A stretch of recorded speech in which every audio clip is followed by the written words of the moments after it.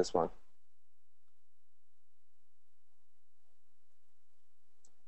Anyone, like, where should we start off with? Which one should be the first one? Like, I've done a bunch of these. I can start off from pretty much any one of these ones.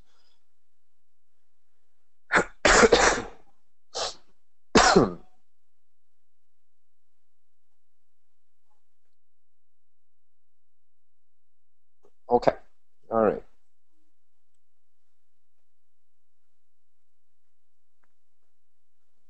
Yeah, I think we can start from here, and then we would have a lot of these. Enough for the entire session. Okay. Thank you, Alex and Paul. Okay, no, he said 20, which one? 20748.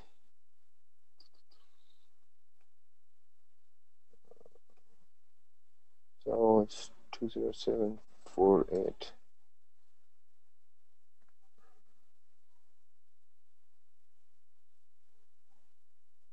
Where is it?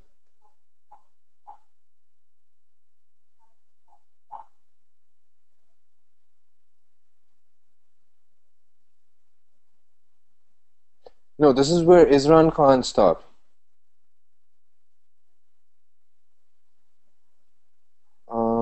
20565 in control structures.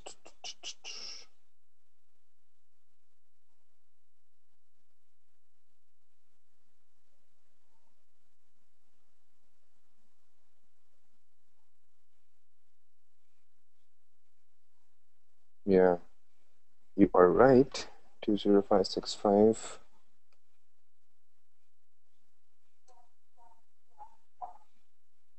Okay, so conditional is the Boolean type. Conditionals.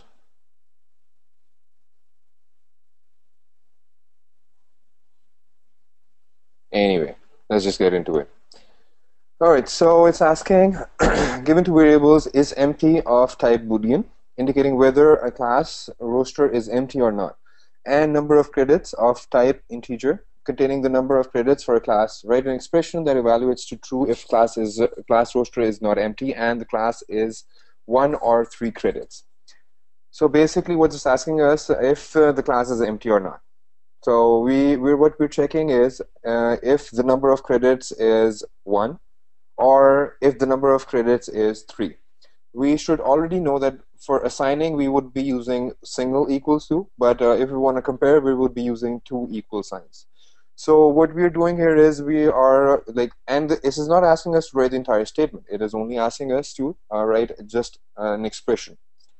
So another thing, I don't think anyone pointed this out. Let's just make an error. I just want to show you something. I'll just try this. So when like if you can't get a hold of any, like if you can't get understand, or if you're stuck somewhere, the best way is to just write anything and just submit it. What you'll do is you would see where the code is actually running. So you see over here is it wants us to assign a value to s. S is a boolean sorry, variable, and it just want us to assign the value to check if the is empty is false or not. So that's what we are doing here. So let's just get back into the exercise. How we did it is we are checking if is empty is false and number of credits. Sorry, no. Let me just go into it once more. So we're checking actually two conditions here. First of all, we're checking if is empty is false or not. If there is anyone in the class, if anyone is enrolled in the class or not. And then what else we are checking is number of credits is 1 or the number of credits is 3. So given two variables is empty of type Boolean, indicating whether class roster is empty or not, and number of credits of type integer containing the number of credits for a class. Write an expression that evaluates to true if the class roster is not empty and the class is 1 or 3 credits. So just look at this part. We're gonna go a bit faster once like I get the hang of it and like of explaining and everything, and you get the hang of understanding a few things. So what it's asking is right here is the question. Before this is just telling us what variables are available to us. Answer, yes, I will do that. Don't worry about it. So write an expression that evaluates to true if the class roster is not empty. So the class roster is not empty. This is where we're checking if the class roster is not empty. And the class is one or three credits. The class is one or the class is three. No worries, Ahmed. So just gonna do the way Isron did it. That was pretty easy. So you do this, you do this, you do this. See? And I'll have to keep this one open here. Okay, let's go to the next one.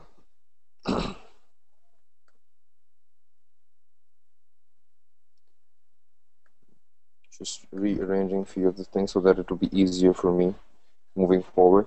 So giving the variables is full-time student and age. So it's telling us that there are two variables available to us, is full-time student and age. Write an expression that evaluates to true if age is less than 19 or is full-time student is true.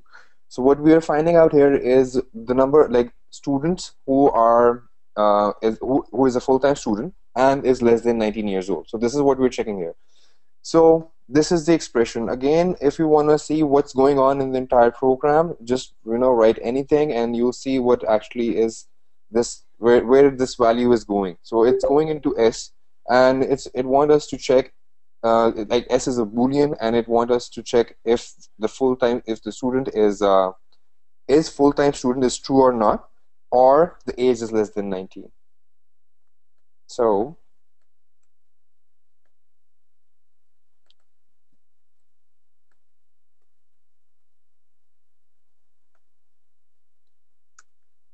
basically is full-time student, it already is a Boolean. So right here we are not writing any conditions or anything, because if this is going to be either true or false.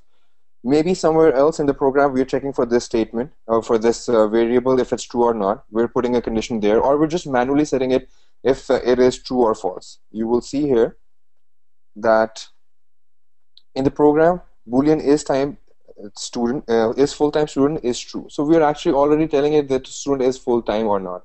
And then on top of that, we want to check if the student is of age less than 19 or not. So this is how we're going to do it.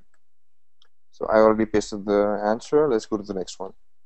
Write an expression that evaluates to true if and only if value of the Boolean variable is a member is false. There you go. So we're just checking if this is true or not. So is a member is equal is like comparing it to false, if it's false or not. These are pretty basic ones actually.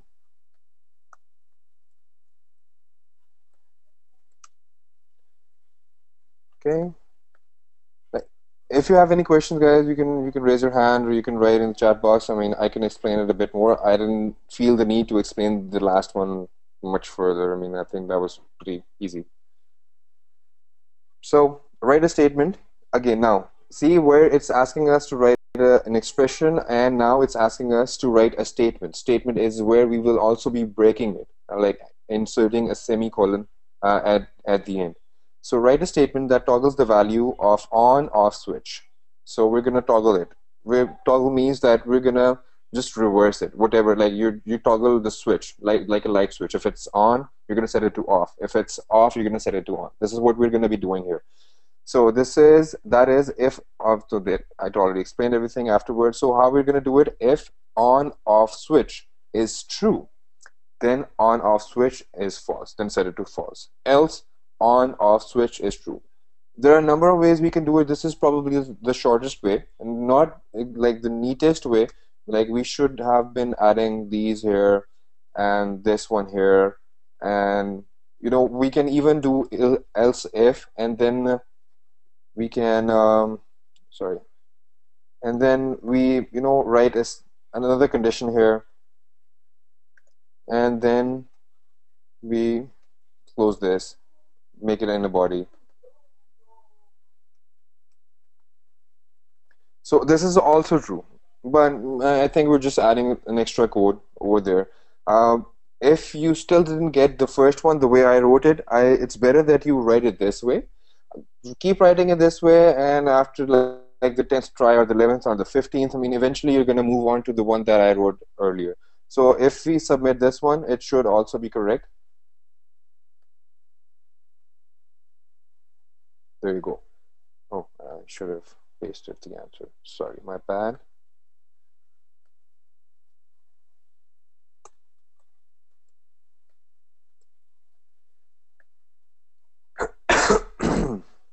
Okay. Assume that a Boolean variable is quadrilateral has been declared and that another variable number of sides has been declared and initialized.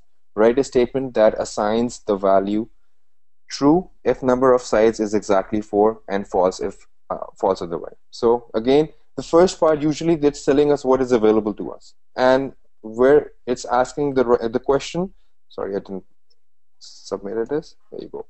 And where it's asking us what to do is here, write a statement, write an expression. So these are few things like tricky parts of code lab. You need to like understand this, how it's like what question it is asking us. So let's get into it. Write a statement that assigns the value to true if number of sides is exactly 4. So the number of sides, we were checking if the number of sides is 4 or not. So if number of sides is 4, again, we're not assigning the value. We are checking if it is equal to 4 or not. So this is how we're going to do it. In other languages, the syntax is a bit different. You could do this. I think in C, you could do this. In Java, you have to like check it this way. So in that way, again, sorry, one more thing I forgot to explain it in the last one. When like you would want to make a block like this if you are performing more than one actions, or like you're writing more than one statements here. Otherwise, if you don't do it, whatever is the next one is gonna be executed. Let's say if I write system.out.print and then I type some text here and then I break it and I close it here. So this is what it's gonna do here.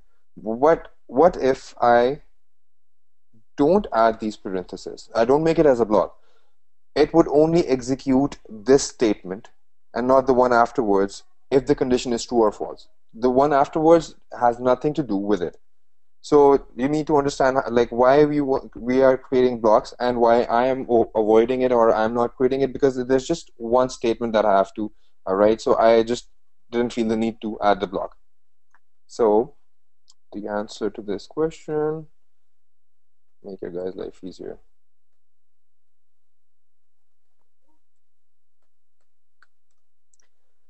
Okay, so sorry, I didn't explain it. So what we're doing here is if number of sides is 4, then what you do is quadrilateral is true, else is quadrilateral is false. Again, if it's not true, then that means it's not equal to, that's not 4. So what we'll do is we'll just set it to false. All right. Any questions, any suggestions so far, guys? Again, even for me, this is the first time that I'm doing it. Like, if you have anything to say, if you have anything to add to the way I'm like explaining it, you can do it. No? All right. It's now or never, guys. All right, fine. Never it is. All right. So the next one. Assign to the Boolean variable possible candidate the value false if the integer variable n is even and greater than 2, or if the variable n is less than or equal to 0. Otherwise, assign true to possible candidate. Assume, now here it's telling us assume that possible candidate and n are already declared and n is assigned a value. So we don't have to initialize the variable here. We don't have to assign a value to n. So what we are doing is we are checking for the remainder. So if the remainder, if we divide it n by 2 and if the remainder is 0 and n is greater than 2 or n is less than equal to 0. So let's go and read what the question is again. Assign to the Boolean variable possible candidate. So over here we're going to be assigning a value to a Boolean variable possible candidate, either true or false, based on what? If the integer variable n is even and greater than 2. So if it is even, I mean if we divide anything by 2 and the remainder is 0, that means it's even. We should all know it.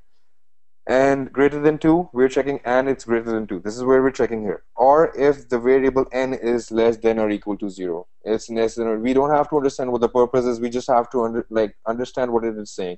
In most of the cases, it's just us interpreting, like we interpreting the English to Java language to the to the program. Usually, that's how it is. We're not writing machine code or anything. We're writing an advanced language in which things are made easier for us to write and understand. So, which is why pretty much like if you read it this way, it would seem like plain English, or you would understand it much easier. Anyways, so this is 20756.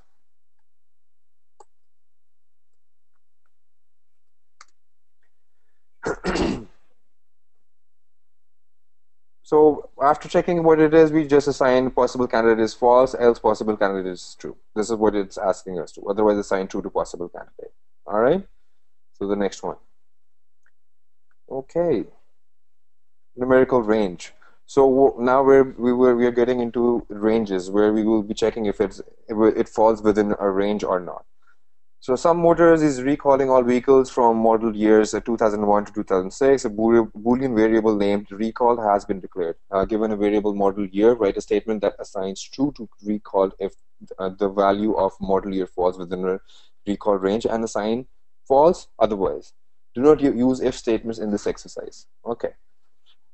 Because we are just writing a statement and we are not checking using if, we are just going to assign it to a boolean variable.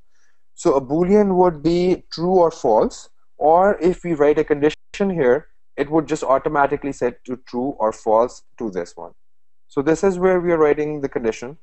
Whatever the outcome of this condition is going to be saved into this variable recalled. So it's asking us, given out that assigns true if the model year falls within the recall range. Recall range is what? 2001 to 2006. Inclusive. Need to understand that as well. So 2001 is included, 2006 is included. So recalled is model year is greater than or equal to 2001, and model year is less than or equal to 2006. All right. This is the first one, which is why it's somewhat simple.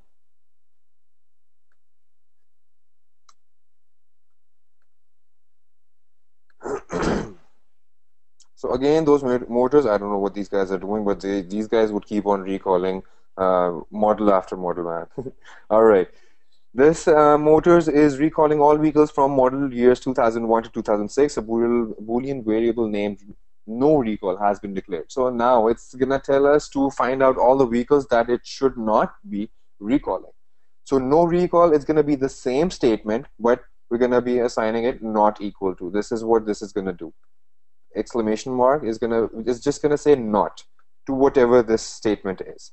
So if it's going to be true, it's going to make it false, and then it's going to assign it to this one. If it's going to be false, it's going to make it true, and then it's going to assign it to this one. So no recall is not falling between 2001 and 2006.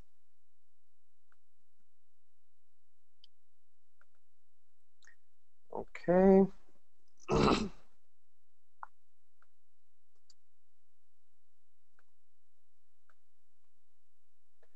Say Motors is recalling all vehicles from model years 1995 to 1998 and 2004 to 2006. A Boolean variable named recalled has been declared. Given a variable model year, write a statement that assigns true to recalled if the value of model year falls within the two recall ranges, and assigns false otherwise. Do not use if statement in this exercise. The same thing.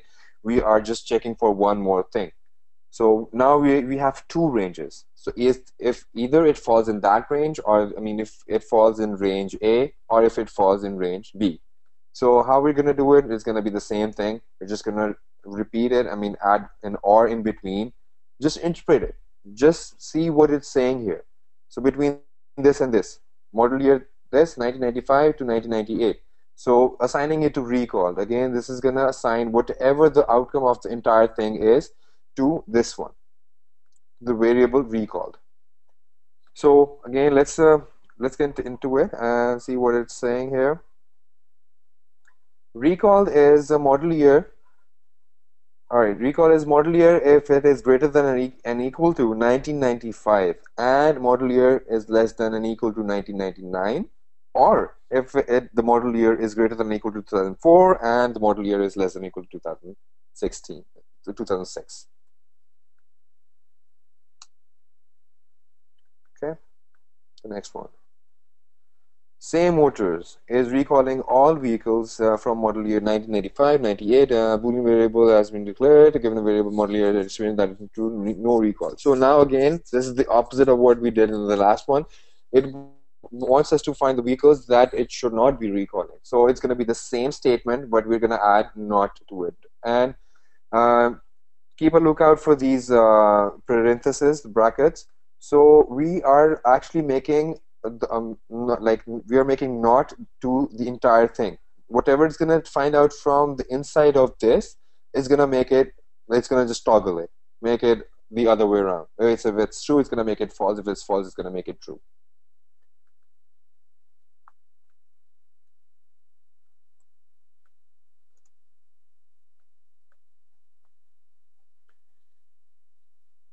Okay, assume that x is a character variable has been declared and already given a value. Write an expression whose value is true if and only if x is uppercase.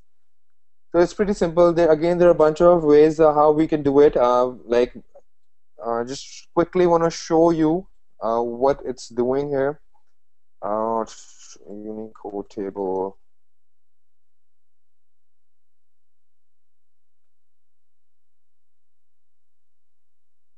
The reason I'm going into this is because the next few exercises are based on these characters. So we need to understand the character first.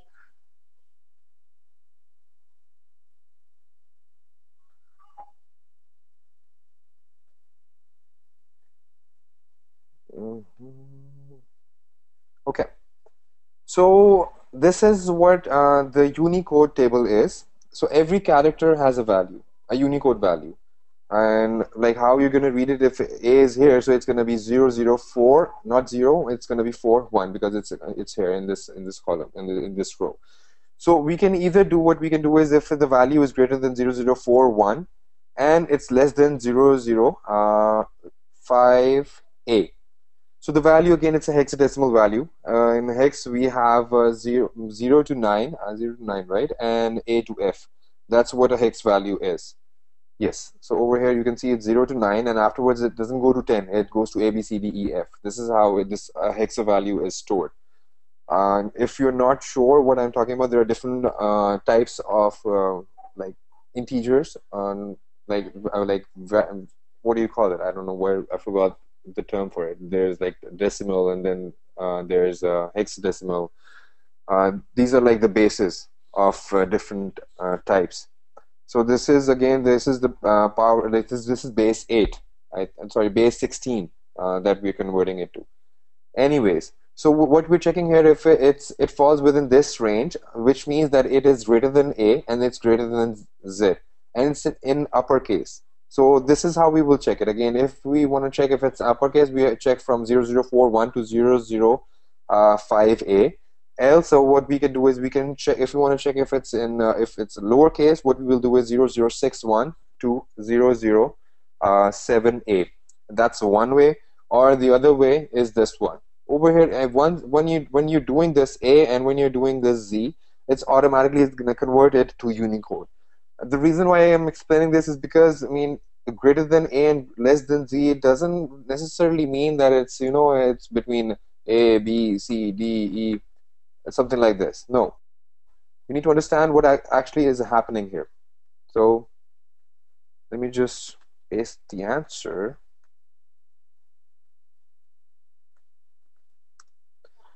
So what we're doing here is we are checking if the value of x is greater than or equal to A and if it is less than or equal to Z.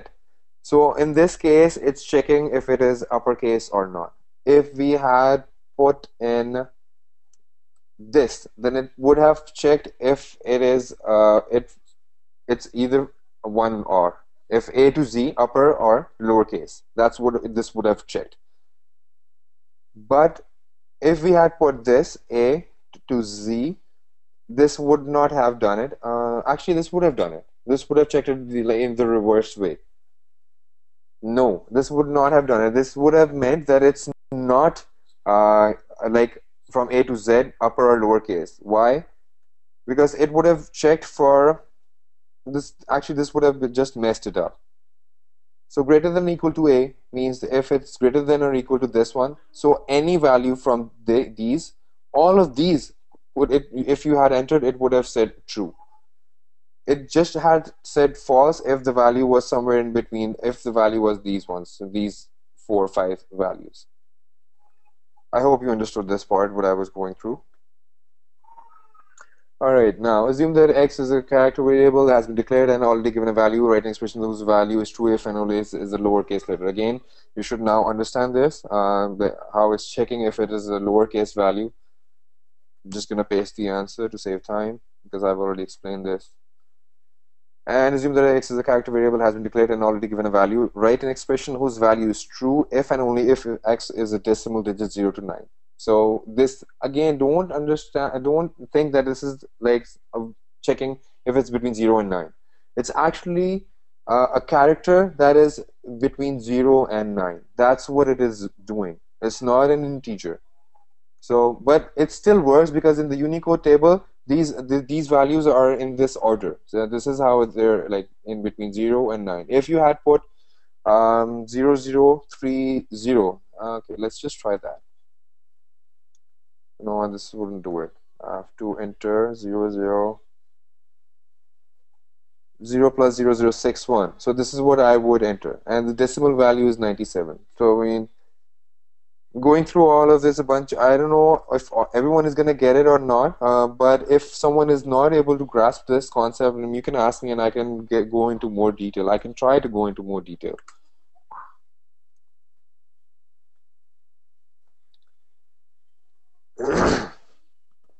All right, assume that x is a character variable has been declared and already given a value. Write an expression whose value is true if and only if x is an octal base 8 digit 0 to 7.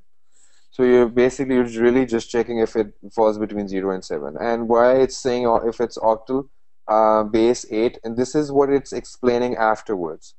So if it's octal, octal means base 8, which means the digit which is between 0 and 7. If it had asked you only till this part, if this was not included, if it only had asked you to find if it's an octal or not, you should know that you were checking for digit if it's between 0 and 7. Because the octal is like base 8, which means it only has 8 values which we can use, and it's going to be from 0 to 7. Okay. So the next one. Assume that x is a character variable that has been declared and already given a value. Write an expression whose value is true if and only if x is a letter. See, this is what we are doing here. If it's between a and z, actually this should not have been correct because there are these values in between the uppercase and the lowercase. Now, why I don't get any error is probably because in the test cases, the test scenarios, it's not checking for these. I mean these values, the test cases. Let's just make an error here. Actually, not this kind of error, not the syntax error. Let's just cut this and only write this. Now it's gonna say, wow, okay, it's not as smart as I thought, but anyways, this would include everything afterwards, all these. But in the test cases that it passes, in these, it's not checking for those. Okay. And let's just try to make it this. There you go. So these are the values that it's passing, and it's checking if it's true or not. These are the test cases. This is what our course is all about. Anyway, so it's passing the value 6, then passing the value 0, 1, 8, 9, y and c. For y and c and all these values, it's considering as I mean, for this, the test passed. When it passes at 0, it's actually false. Why? Because we are setting it greater than 1. So it's not including zero, which is why it somewhat passed and somewhat failed.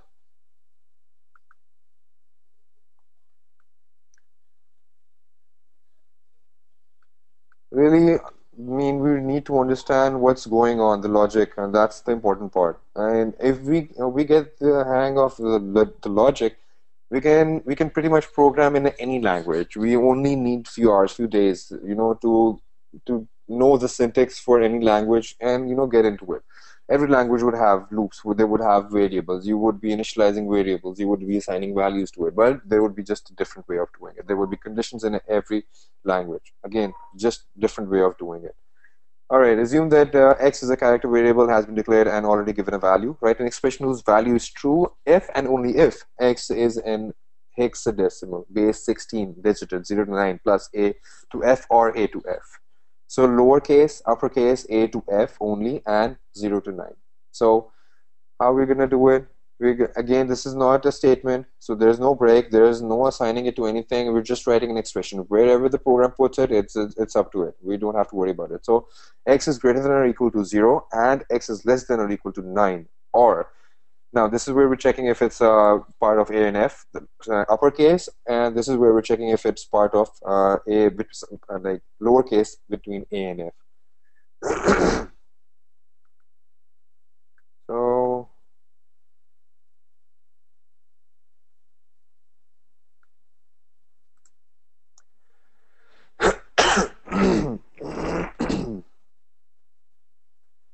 assume that x as a character variable has been declared and already given a value. Write an expression whose value is true if and only if x is not a literal. So we've done this part already. And we've already checked for the later part. We know how to do it. All we have to do is just make it, like, just toggle it, make it the other way around. If it was true, just make it false. If it was false, just make it true.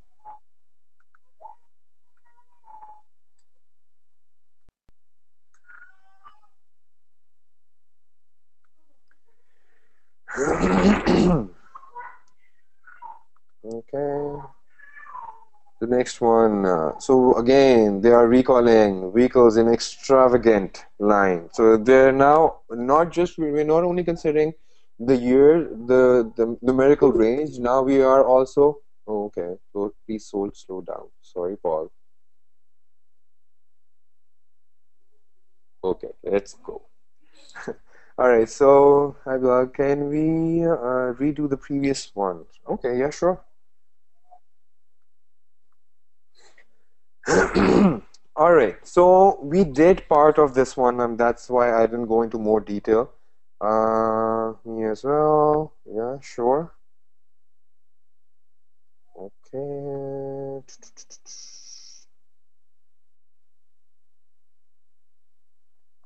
Which one, Othman? There are like two of you.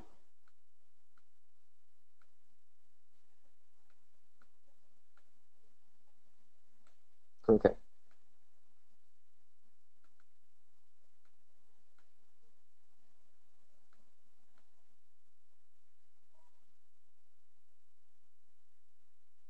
Well, I'll have to figure this one out too. Should I go in audio? No, attendees, right?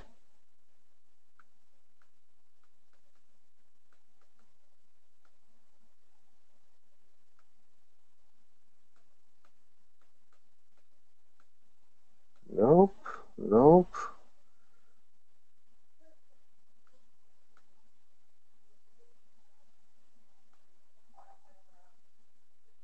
Hmm. Hmm.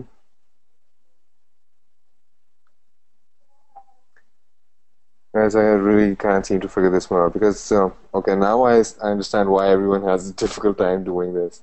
Oh, I was trying the wrong one. My bad, my bad. Okay. Give keyboard, loud drawing.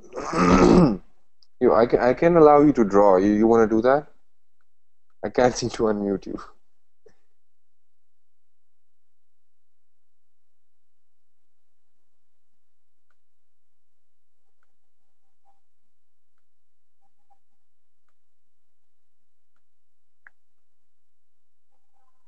Sorry, Othman, I can't seem to figure this one out, how I can unmute you or anyone else for that matter.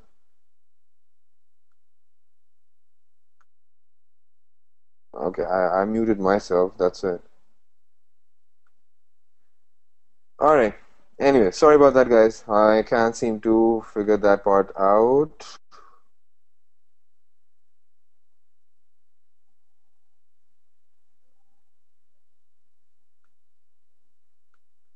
Okay, so what we did here was, did I give you the answer for this one, right?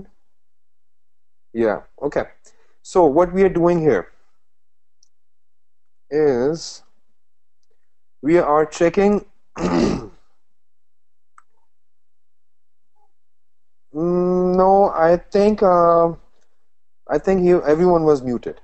So, and I can't seem to, I don't know if like I was made the presenter the right way or not. That's why I probably don't have this option. Um, but anyways, let's just not waste any more time figuring this stuff out.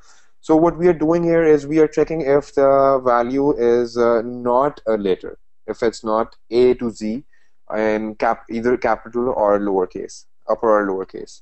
So what we will do here is first ignore this. First, we will check if it is greater than A and if it is less than Z. So I already explained this part, the Unicode map, right? So this is how like the keyboard knows. You, by the way, in Windows, you what you can do is you can press Alt and then enter the value, this Unicode value, and then it's gonna enter the key. So you press Alt, the Alt button key on your keyboard, and then enter 0041 and then let it go. It should enter, as far as I remember, it should enter A. So what we are doing is we are checking if the value of x. So now x is a character. So we are checking if x falls within this range. What range? Between this A and this Z, these two. So what we will do is we will check if it is greater than A and if it is less than Z inclusive. So this is how we will check if it is a letter or not. So now after we check if it's letter or not, what we will do is we will just reverse it. How we reverse it? By adding an exclamation before it. So this would reverse the statement, like the condition. If it is true, this thing would make it false. If this is false, it will make it true. Is this part clear now, guys?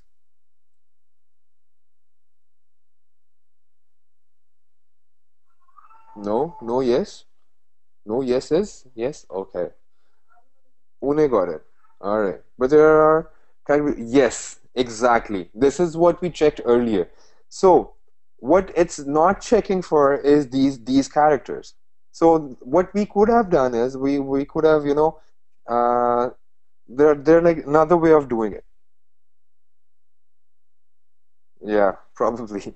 So we could have first checked for it if it falls between uppercase A and uppercase Z, and then we could have checked it for lowercase z and lowercase a and lowercase z.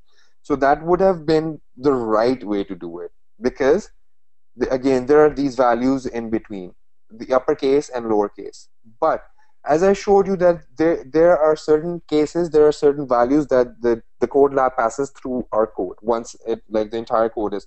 Let's just make some sort of error here, a syntax error. Now, if you make a syntax error, it will show you what the entire code is. So this is the entire code. Once it gets the code right, it will pass the values. Then it will check if the outcome of those values that it's going to pass is correct or not, if it's true or not. IPv6 is written. IPv6 is written in hex, basically. Yeah, right. That's exactly what we should be doing. Because you're right, Othman. It's not checking for these values. I actually just went over this a bit earlier that this is not checking those values. But now what we're gonna do is we made a syntax error, so it showed us the code. Now what we will do is we will make our code incorrect. So I mean the logic is incorrect, right? So it's gonna only gonna see It's also check. It's there are so many more values afterwards, but it's the test still passes. So what it's doing is I think it's only passing the alphabets and the decimals. So let's just remove this and now submit it. It should fail now. Now, there you go. This is the test case table, and these are the values for which the test passed, and these are the values for which it failed, right? So it's passing 0, equal, 8. It's passing what else? It's even passing like a decimal. And if it passes C, this is like false, which is correct. And these all are correct. So it's not passing anything other than these values. It's only checking for these values, which is why this passed.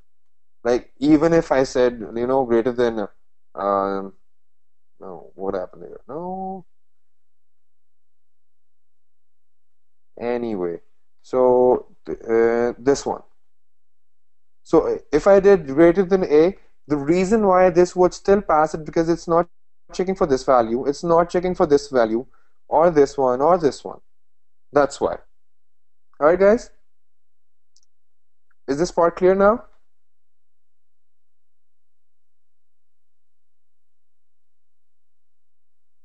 I'm just gonna go to the next one. All right, thank you, Osman. So the same motors, the ones that are in trouble, are now recalling these like kind of Paul. I can go into it more if you'd like. I mean, the reason is because we did so many of these problems which before this one. This was probably the last one or something like that. We already did a couple. So if you can get a hold of this one, the entire you didn't get the whole of the entire concept. So I can help you out here more. Like what part are you not able to understand?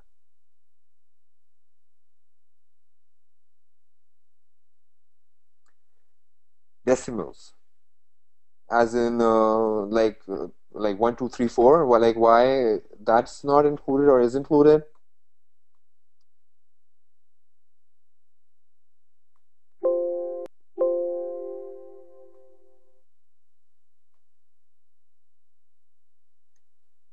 The concept.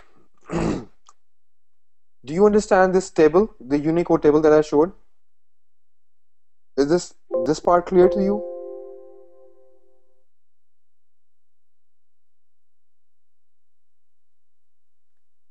That's okay. That's okay.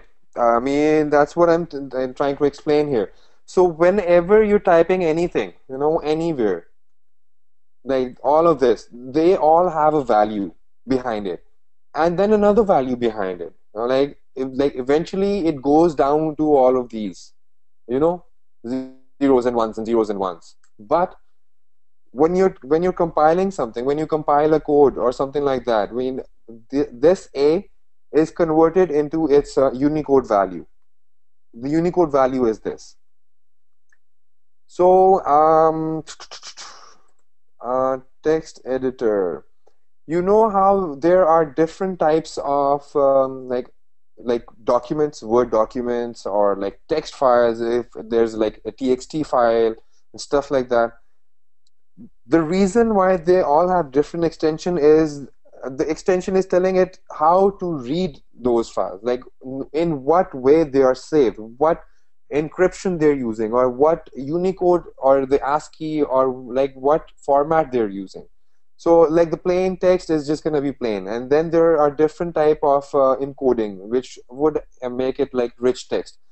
Now, the reason why we have this table is because there are so many more keys than we can fit on a keyboard. Like, for instance, this we cannot fit on a keyboard. So, which is why it's assigned a value, this U plus 0138 or Unicode 0138. This is the value, right?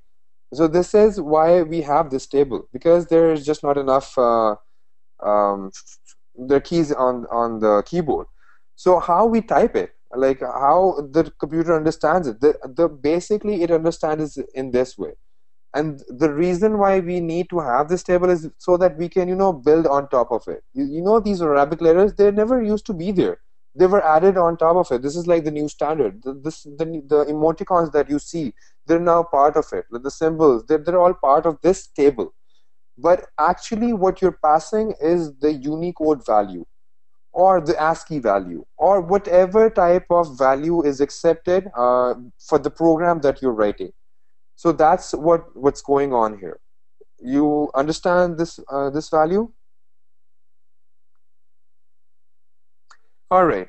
So this is what goes on over here. So when we tell Java to check, or any language, like when we're telling the program, when we're writing a condition to check if the value is greater than a, and if it is less than smaller z, how we can type those in. All right. Are you using Windows? Mac. Both have a character map. No. No. All right. In Windows, there's this character map. If you go in there, you're gonna see the same thing. You can just copy whatever you want to write. You just enter it there and you copy it. In Mac, utilities. All right, let's go ahead using this. Go to where are those? I remember there was this program somewhere here. I'll have to get back to you on this one. I can't seem to remember it, but there was this utility, like a keyboard utility, where you could, go in and search for any character, like an extra character that's not over there. You just, you type it there. All right, I'll, let's get back into this, and I'll answer your question some other time, or like in our Hangout group. By the way, guys, we have a Hangout group, like our own private group, where our teacher isn't there, so like we can talk back, or we really do talk a lot here, talk about all of you guys too, who's not there. So if you don't want to be a victim, we can add you there. Just enter your email, and Alex or someone else who's there, you guys please add whoever wants to be part of that group. We kind of work on these like problems. We could work on these problems, set up group sessions and stuff like that over there if you guys are interested. So I can get back to you guys on like the character map over there. Or you know what? Mac character map, character view. There you go. Mm, Show keyboard. Okay. Yeah. Keyboard. So there you go. It's somewhere here. On your Mac, just go here in keyboard, and you just play with this. That's what I would recommend. What at most what you're gonna do? I mean, you're gonna make you won't the computer's not gonna go on fire. I mean, that's not gonna happen. The worst you're gonna do is you're just gonna add a new keyboard. You're just gonna remove it. Whatever you will do, you could revert it, but in the process you're gonna learn it, guys. Where whatever you're dealing with, if you're confused about some command, just click it. Just try it out. Just hit that button and see what it does. That's how you're going to learn what it's doing, but obviously not on the job. Before that, that's how I got to this point. Like I really don't have any computer background or anything. I just keep on trying, just keep on hitting different buttons and see what's the outcome of that. Anyways, guys, you have any problem regarding this, the characters and everything, or is this clear?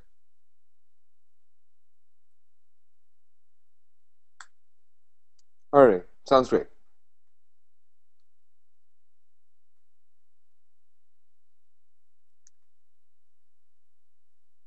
So again, those motors. Now, in this part, what it wants us to do is to write a statement where we would be checking for not just a numerical range, but also we will be checking if the string matches or not.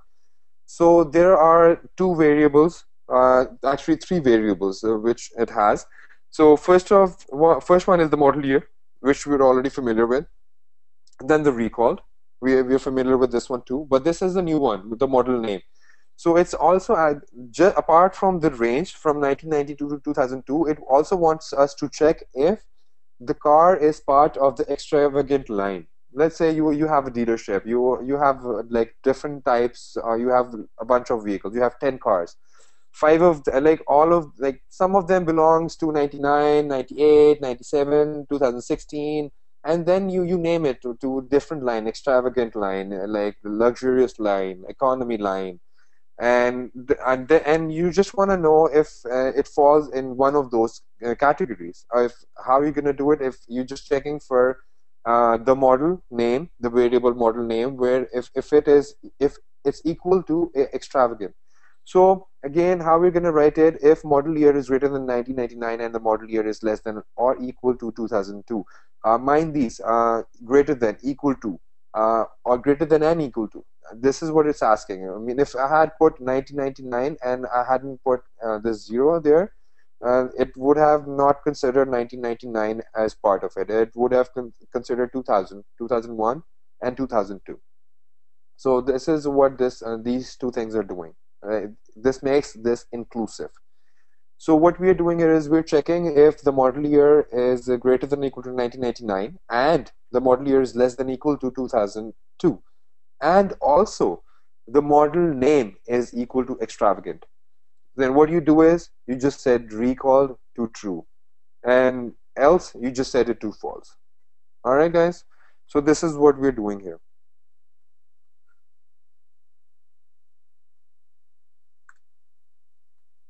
Okay, the next one.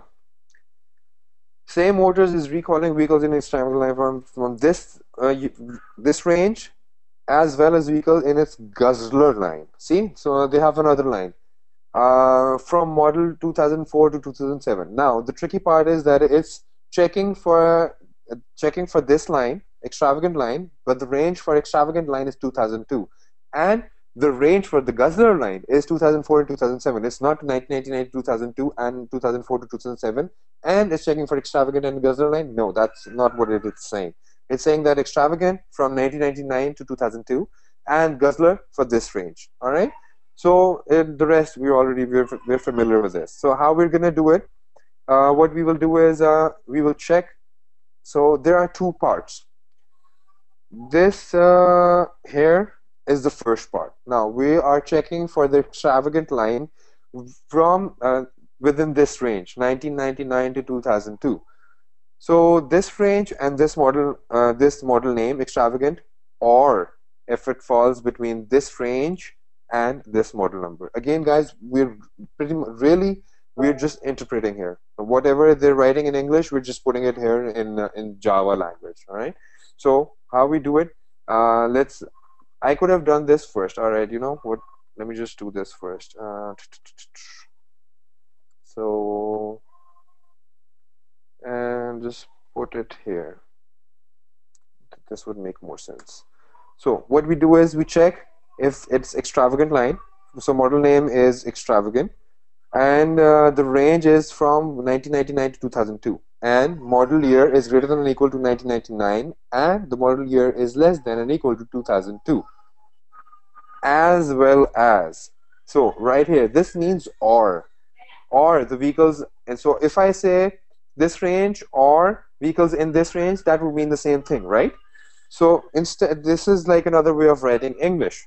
Same way we like I just swap these values. That's another way of writing Java. So we have a bunch of other ways. Like we can say we can say different things in different ways. So that's what we're doing here. So as well, we can swap it with or, and it would mean the same thing. So or all vehicle in its guzzler line. So the guzzler line, we're checking in for the guzzler line here, and the model is going to be 2004 to 2007. All right.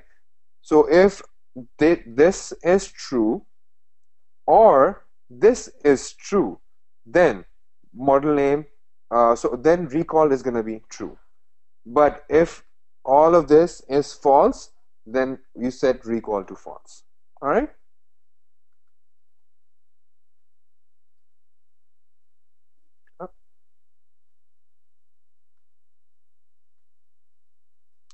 Thank you, Othman. Appreciate it. Okay, the if statements. We were already doing if, but this is just gonna go into more detail. I think so. Yeah. So let's start off with the basic if questions, the conditional statements. The if statement, it's going to be for the first few, it's usually they're simpler and then it goes into more detail.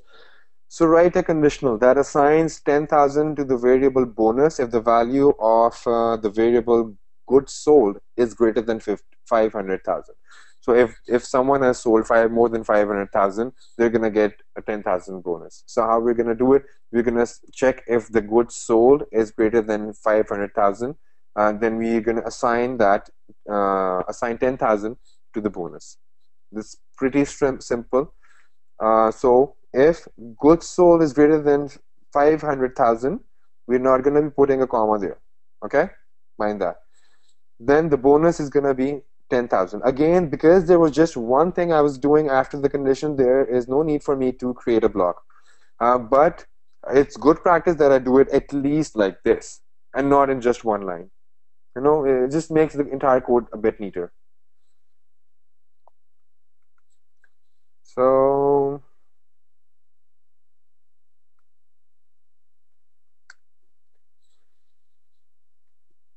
let's go to the next one. Again, decrease the variable shelf life by 4 if the variable outside temperature is greater than 90. So if the temperature outside is greater than 90, what we will do is we will set the shelf life, we will decrease the shelf life by 4. Now, how we're gonna do it? We already know this part. We know it. Like how to check if the outside temperature is greater than 90. We're doing it here. But decrease it by 4. What we're doing is whatever the value shelf life is holding right now, decrease it by 4. So shelf life is equal to shelf life minus 4. So set the value of shelf life to shelf life minus 4. Let's say it has 10, right? So it's going to be 10 minus 4. It's going to compute this. So let's say you have a bunch of statements here, like bunch of things you're going on after the equal sign, at the assignment operator. So you're doing a bunch of things here, like we were doing conditions, and for the Boolean we were doing conditions, like a bunch of conditions. So you could be doing a number of things. So what it'll do is it'll calculate whatever there is after the assignment operator and then assign that value to the variable behind it. So this is how this works. So again, this was not very difficult, but this was the part the part that I explained was like something new that we haven't done in Code Lab before. So we're decreasing the shelf life by 4. Again, the reason why this question is there, or why we would do it, we would need it in a real life, is because different products would have different shelf life. But like there's like, let's say there's a standard which dictates that if the temperature goes above this, then the shelf life would decrease this by 4 for this product, for this category, let's say, you know. So that's where we would want to do something like this. So that's why we're learning how to do something like this over here. Okay, so the next one. Same Motors is recalling vehicles in its extravagant line from model years 1999 to 2002, as well as all vehicles in its Guzzler line from this model, given a variable. So again, this we've done it. We've already done it. What it's asking us to print the statement. You know, print out that it's going to be recalling it. So again, recalling all vehicles external from lines this to this. This is the range, and model years 2004 and 2007. So we have a range, 2 ranges, which we will be checking, and model year we will be as and string name, model name. So these are the variables that are available to us.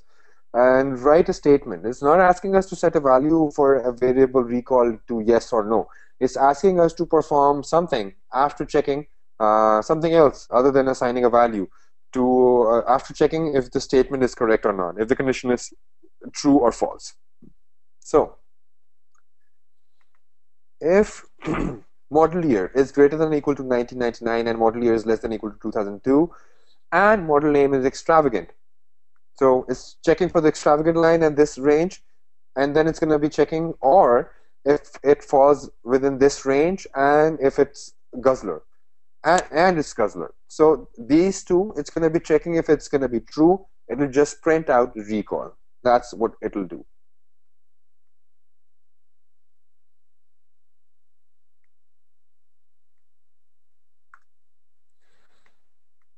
Okay. So assume that the variables GPA Dean list student name have been declared and initialized. Write a statement that adds one to Dean's list and prints student name to standard out if GPA exceeds 3.5. So when it says to standard out in code lab or like usually anywhere else as well, you just you're printing it to the console. That's what it's doing.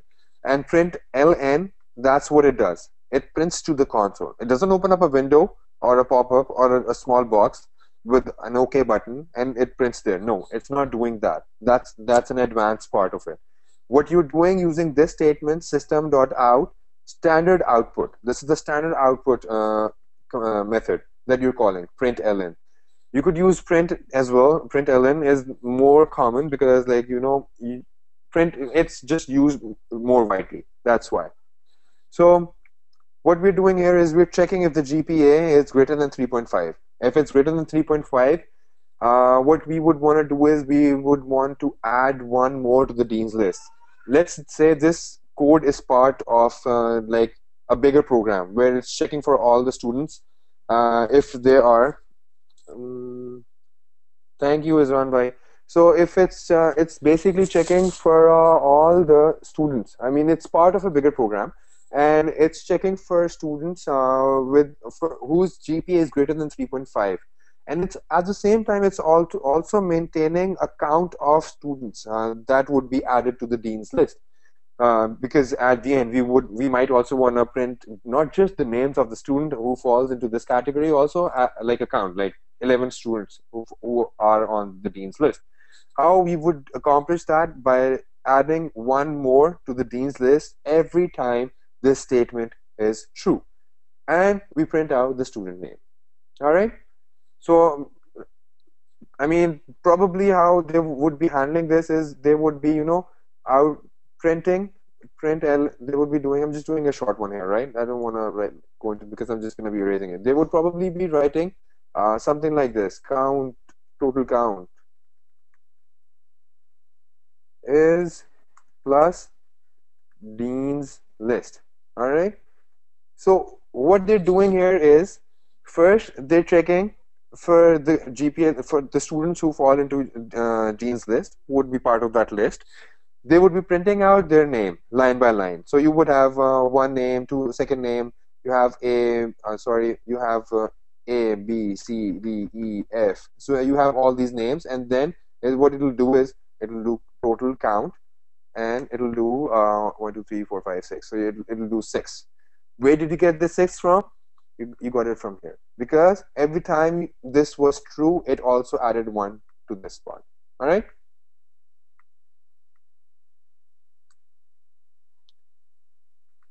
Da-da-da.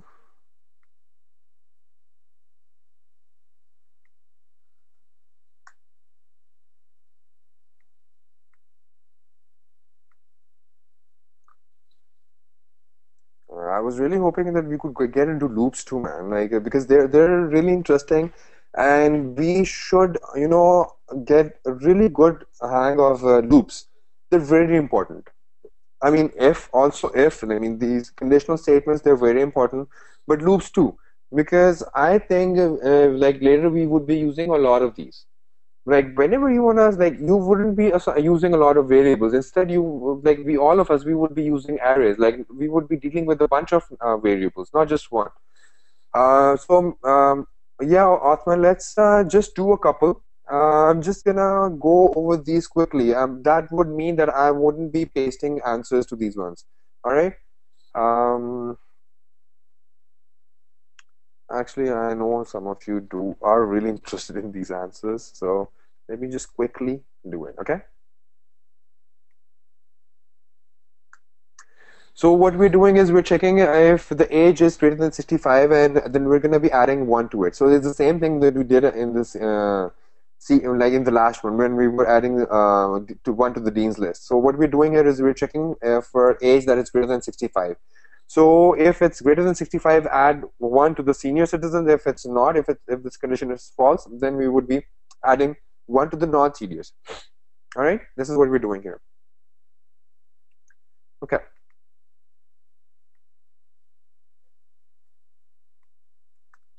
So what we're doing here is sold yesterday is greater than sold today. Sales trend is, so we're finding out the sales trend. So what we are doing here is we are checking if what was sold yesterday is greater than today, means that we didn't do well today. Then the sales trend went down. So this is a decrement. You know how we do, actually, Othman, every question we get into, there's something that, some new concept. Let's just let me explain this to you. So you know how we do this, and we could also do this. I think so, but this wasn't really working out for me. So instead, I did this. So in decrease 1 to it from it, right? So no, no, no, no, no. Sorry, that's what it's asking. It's asking us to assign the value -1 or 1. Sorry about that. So, but yeah, this is, we could be increasing it, or we could also be decreasing it. This is a decrement, this is an increment, that one by 1. Increment by 1, decrement by 1. Okay, so that's what it's asking us. Uh, so if it's greater than, like if we did well today, then it's going to be +1. This is going to be 1. If we didn't do well today, and yesterday was a better day, then the sales trend went down, it's going to be -1. Okay, so the square root of negative number is not real. In JavaScript, passing such a value to the square root functions returns a value not known as nan, not a number. That's the error that you're going to get. If you try to get a square root of a number, of a negative value, it's going to return nan. That's the error that it's going to return. Okay, so it's also asking us to get the input from from the user. So you're going to be you'll be using the scanner object, but you don't have to define it. You don't have to instantiate it because they've already done it. So assume the availability of variable stdin, that's like short for standard input, that references a scanner object associated with standard input. All right. So given a double variable named area of square, write the necessary code to read in a value, the area of some square into area of square, and print out the length of the side of the square. So that's what we're doing. We're going to be entering a value, and it's just going to give us a square root of that. So area of square, first of all, we have to get the input from the user. How we're going to do it? Area of square equals to stdin next double. So what it's actually doing it here is it's assigning this value, the value what we get from here, to this variable area of square. So as I explained earlier, what it does is after the assignment operator, whatever we have afterwards, it's going to compute that, it's going to execute that, and then whatever it's going to get from that, it's going to be assigned to this. So standard input for next double, this we're just calling this, and it's what it'll do is it'll just prompt the user, the console, to enter a value there. There's no text behind it, so it's not like a fancy program. It's just there's just going to be a cursor there, and it'll ask the user to enter something. So you enter like 4 there. So if area of square is greater than or equal to 0, first we have to check that if it's greater than or equal to 0 or not, which means we have to check if it's a positive value, if it's not a negative value, because if it is a negative value and we perform whatever we're going to be doing after this condition, we're just going to get an error, NaN. So that's what it's also asking of us in the question as well, to check for this as well. Check if the number is a positive number. If it is, what you do is system.out.println math.square root. This is a function that we're calling from a math class, and what we're doing is we're passing the area of square. So if we entered 4 here, it'll just pass 4 to the square root, and it'll just get the square root of 4, and then it'll print that out. So what we're doing here is system.out.print Exactly, yes. So print ln. So it'll print whatever value it is gonna get from this function. Okay? So this one, all right? Else, it'll just print that it's invalid, which means that again, you have to look at the question, guys. I mean, if I mean, we're giving out the like, we're sharing these answers right here, okay? You'll probably end up copy pasting these ones, but the ones that you do after by yourself, you have to consider everything that it's asking. You can't be putting any space behind or afterwards. It has to be all caps too, I think so.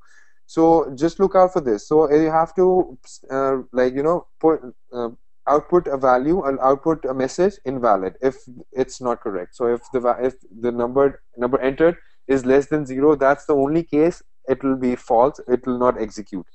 Okay, all right, let's go to the next one.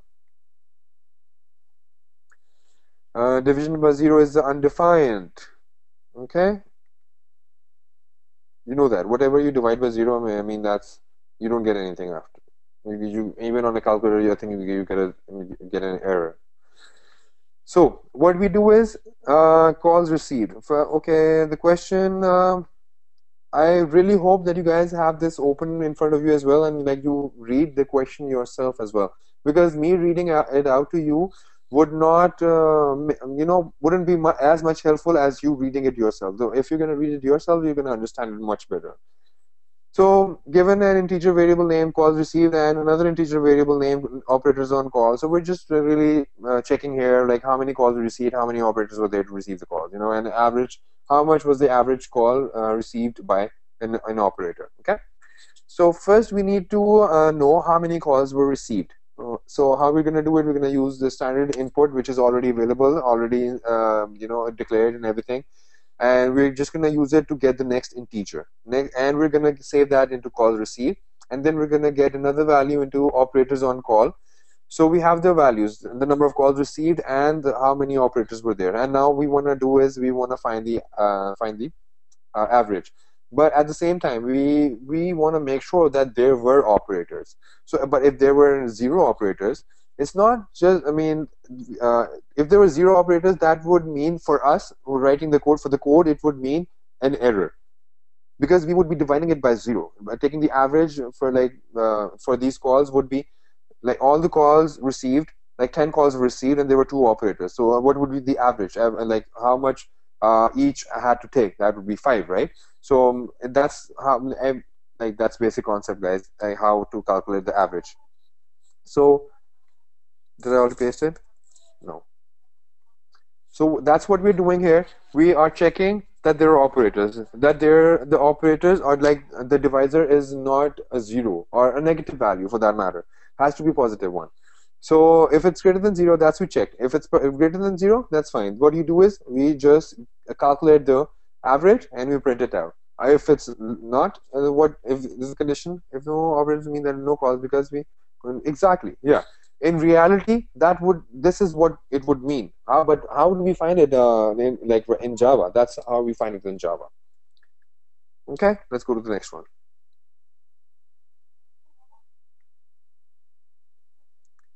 Yesterday, Alex did point out like a very important thing. You have to relate it to reality. I mean, that's one way how you would understand the problem really easily. So, I mean, if you were to relate it, we see how you did it, Othman, like you related it to like in real situation, real life situation, and it made sense to you. So that's how you should be doing it with pretty much all the problems. So the same motors, these guys, man, they keep on recalling vehicles.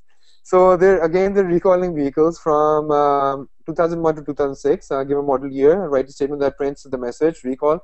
So this is pretty simple.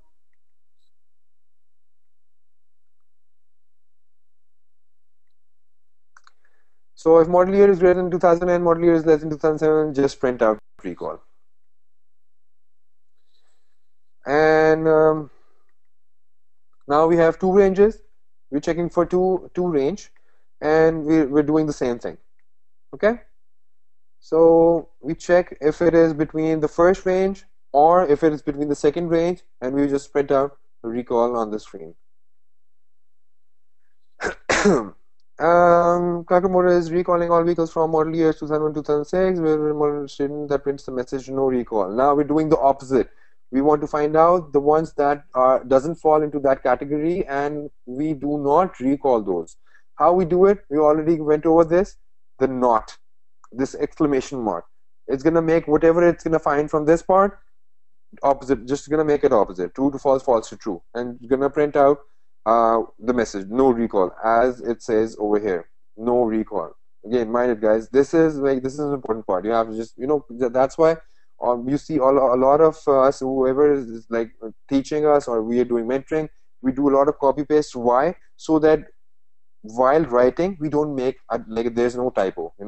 If I were to write model year, or if I mistakenly write this, or I just do, you know, this, this.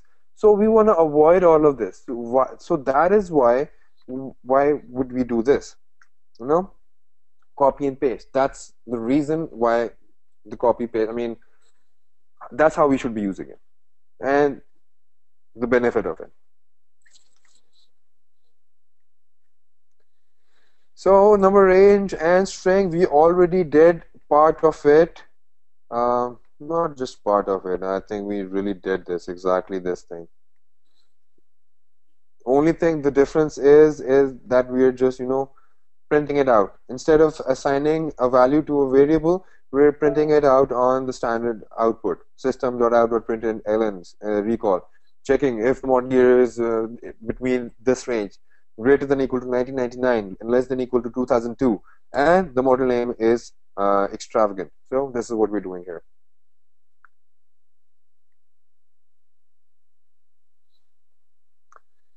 So if else, now it's getting interesting.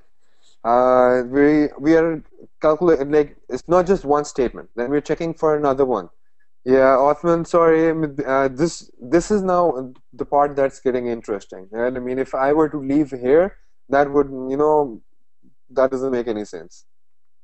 We should be going over this. Maybe if someone doesn't show up like tomorrow, we can go over loops. I mean, I can do that. So what we're doing here is we checking if it's less than 18, right? And we're also checking for something else. And there's another one. Like there are a bunch of statements that we have to check. This was like the traditional way of doing it. Then there was the one, like we had an advanced version of doing it. Like the advanced way of handling something like that. That would be switch, like cases. I mean, that's almost the same thing. That's easier to type because we might have more than one uh, statements, conditions that we want to check. So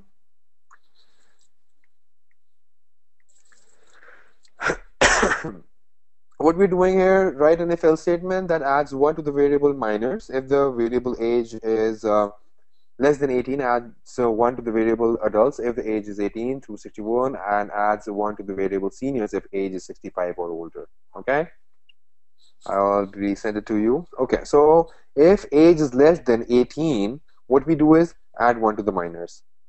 Okay, if this is false, what you do is you check for something else. Now, if this was it, I mean, we weren't checking for something else other than these two, then we hadn't needed this if, because we have another statement, another condition that we have to check. Then that's the reason why we're using else if. So if this is true or not, if it's not true, then check for this. If this is true, then do this. If it's not true, then else this. All right, so this is how this if, else if, and else works. So if this is true, age is less than 18, add 1 to the minors.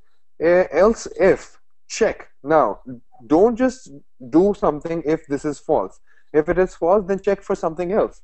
Check for what? If it is greater than or equal to 18 and less than or equal to 64. If it's between 18 and 64, then you add it to 1 to adults. Then if none of these are true, then you just add 1 to seniors. All right. Such a great book, Lal. Thank you so much, Othman. Really appreciate So I already gave you this one. Okay, yeah, next one.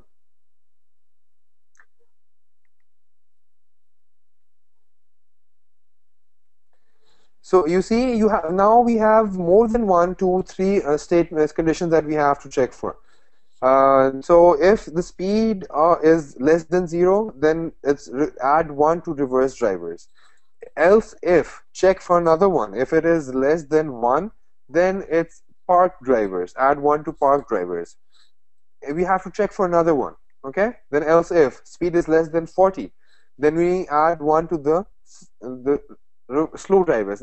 The reason why we're not adding ranges is because if it's greater than if it's less than 40, then we have to do this, and we don't do between 1 and 40, because if it's less than 1, we are already taking care of it over here. And now we're checking if it's between 40. So now it's only going to get to this point if it is greater than 1, which is why we're not mentioning here if it is greater than 1, because that part we already took care of. So if speed is less than 40, add 1 to slow drivers. Now if even this is also false, check for this one. Speed is less than equal to 65. If that's true, then we add one to safe drivers. And now if all of these are false and they're not true, then just speeders. One of me, I guess. Add one to speeders. I guess we're in like one in part of our lives we're all speeders, then we're safe drivers, then we're slow drivers. And that's just phases of our lives. All right. Let me just give you the answer. Yeah. Exactly. Okay. So, this is the same thing. We're doing the same thing here. The only thing, this is what we're doing here. We're adding a block, because we're not just doing one thing here. We're doing more than one, two, three. You know how over here we're executing three statements. So that's why we need a block. If there was just one statement, the block wouldn't have been necessary. So basically, we're just checking for the pH levels. I mean, if the pH is less than 7, then acid is 1, and the base is 0, and the neutral is 0. All of these, whatever I've written here, they've mentioned everything here. So that's what we're doing. And compare the double variable with 7. If it's 7 greater than 7, less than 7, equal to 7, this is what the criteria is. So if it's the pH level is less than 7, do this. If the pH level is greater than 7, do this. Otherwise, just do this. So if it is less than 7 and if it is greater than 7, we already took care of these two. What else is there? Equals to. So if it is 7, then we set neutral equals to 1. So again, guys, we don't really have to check. We could. I mean, this is like one way of doing it. 2 uh, equals to 7. I mean, if we had done this, I mean, it would have been the same thing. But like, we want to avoid writing more code. Like we want to have a shorter code too. We want to spend less time. It's just not this one statement that you would be writing, or the developers write. Like they write thousands of codes. Imagine just saving these things would save them 10 seconds here, 10 seconds there, a few minutes, and then it goes up to a couple of hours. I mean, that's how they shorten the code, and how they save time. So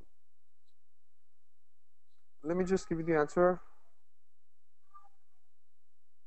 That's why for the last part, we're not even in the previous one, that's why we didn't have any condition there, because we already took care of all the other conditions. That's what was left. So just if all of these are false, which means the only thing true is that it's going to be equal to 7. So if that's what the case, then do that. All right, cascaded. So we have an if, an else if, and then we have an else. All right, that's the same thing. But the previous one was simple. This is a bit tricky. Not that much, but if you again the concept, it gets easier, really easy.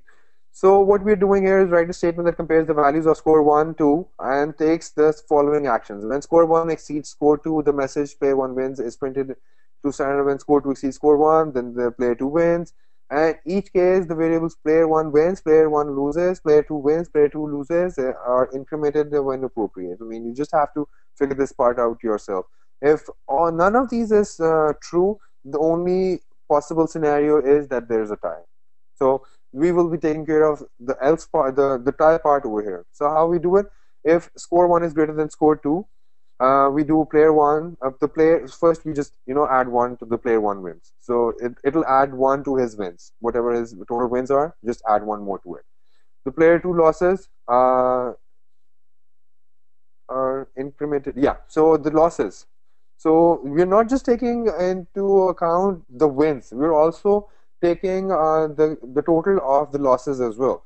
So if one is winning, the code lab hasn't explained this how to write this. So you're sort of doing this on your own, understanding what it's asking of you.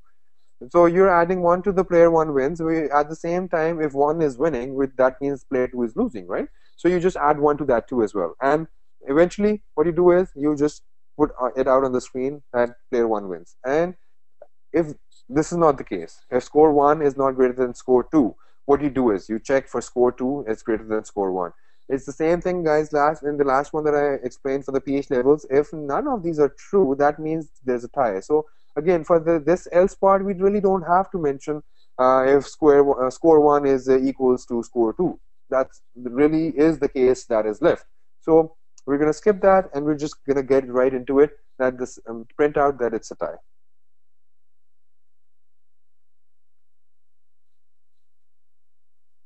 Okay.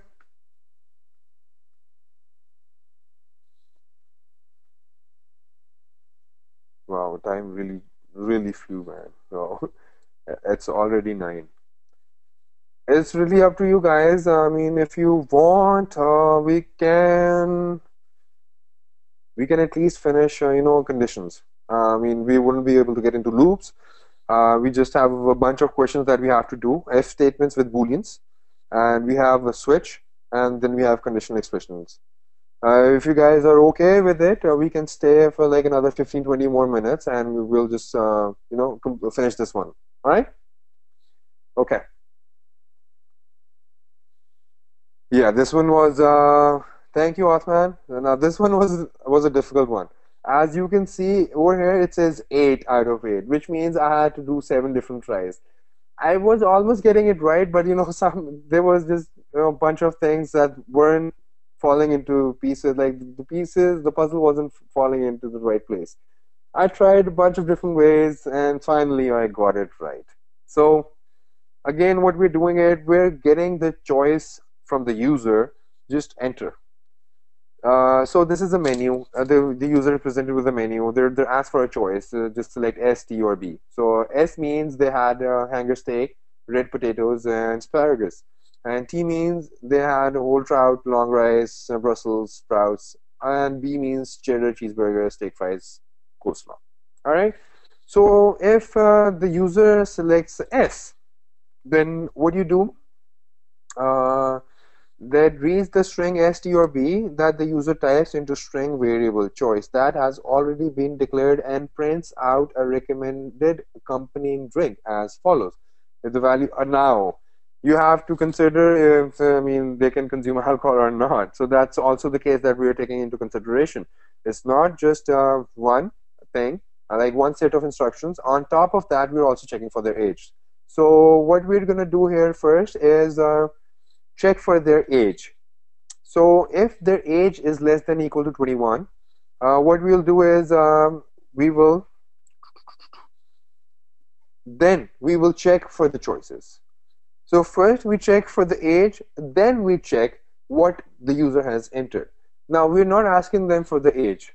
So the age is probably somewhere hard-coded in the code, or like they've written it somewhere. Or in a real life scenario, they already have the data of the customer, of the person who's using this program, and they have their profile. They know how old they are, so they're not gonna be asking them for their age because they already know it. So that's why it'll just get straight into that what they had last night, or what they're having right now, and what drink should go with it. It's just going to present them with the recommendation. So if the age is less than equal to 20, 21, then you check what the user has entered. Okay. So if they entered S, you print out vegetable juice. If else if the choice is T, why we're using else if? Because there are not only two choices, there are gonna be more than two choices. So we then we'll check for T. If that's the case, then we will print out cranberry juice. And if it is B, if they had cheddar cheese, steak fries, and coleslaw, and they were less than 21, they should have soda. Okay. If none of them is true, I mean, they're also asking us over here.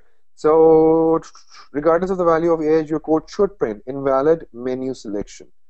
See how they are, in quotation marks? That's why you have to, print it, like write it exactly as they're saying. You just not only write invalid, you have to print out invalid menu selection. That's the requirement. That's what is asked of us to do. So if the character reads into choice was not S, T, or B, that's what we'll be printing out. So if this is the case, no. If this is the case, no. If this is the case, no. Then the only case left is this, in which everything else could be a possibility other than S, T, and B. So that's not part of the menu. So that's where you will be entering invalid menu selection. So this is the first part where it will check if the age is less than 21. Now, if the age is, if it's not less than 21, then what it is? That's else. There's no other choice, right? I mean, it could be greater than this because 21 is included. So if it's not less than or equal to 21, it's 22 and onwards. Exactly. It's going to else automatically. So that now in that case, they're going to be presented with these choices where they're explaining these choices over here. Okay. Now I won't just go into all the details because I've already done that. It's the same thing that we're doing here. The only difference is that it's other than this. All right.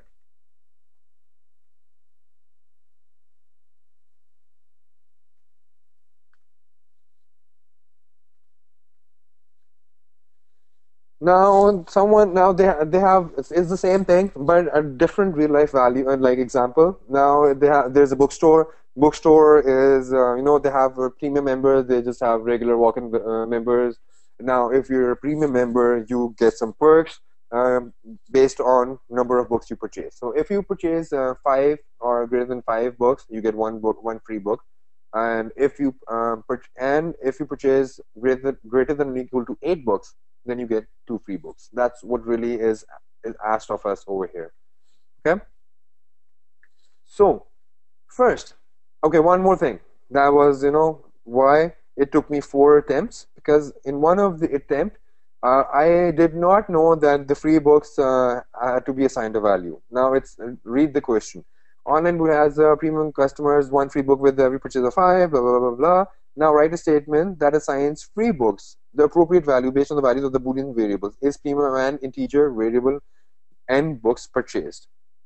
Uh, so it really isn't saying that we have like the free books is given a value or not. So if it isn't, if it has no value, if it has null, so how can you compare null with something? You can't compare null, right, with the value. If null is greater than 5 or not, you don't know that. If null is null, it means there's no value.